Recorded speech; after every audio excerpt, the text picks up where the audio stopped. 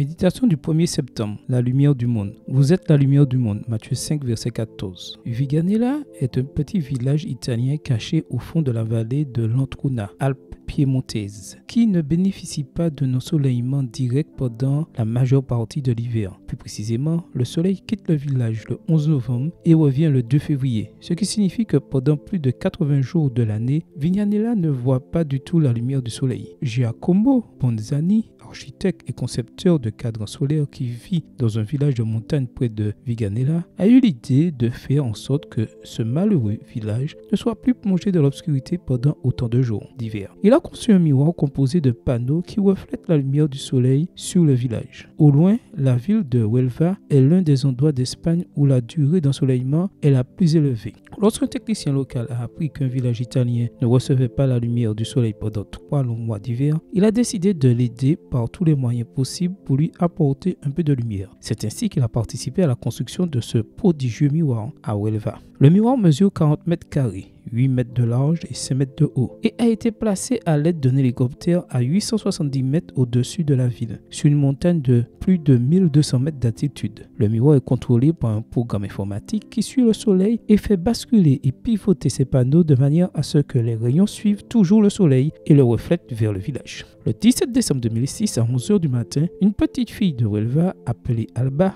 un synonyme d'aube, a appuyé sur un bouton d'ordinateur et le soleil a brillé pour la première fois de l'histoire en plein hiver dans le village de Viganella. Cette anecdote m'a frappé car elle est porteuse d'une belle leçon pour nous. Il est passionnant que les citoyens de deux villes distantes de plus de 2000 km aient uni leurs forces et se soient mis d'accord pour qu'une ville qui était presque dans l'obscurité pendant de longues périodes bénéficie de la lumière du soleil tout au long de l'année. En eux, la parole inspirée s'est littéralement accomplie. Ce peuple assis dans les ténèbres a vu une grande lumière. Et sur ceux qui étaient assis dans la région et l'ombre de la mort, la lumière s'est levée. Matthieu 4, verset 16. Que puis-je faire aujourd'hui, Seigneur, pour contribuer à apporter un peu de ta lumière à ceux qui vivent dans les ténèbres? Amen. Bonne journée à vous et que le Seigneur vous bénisse.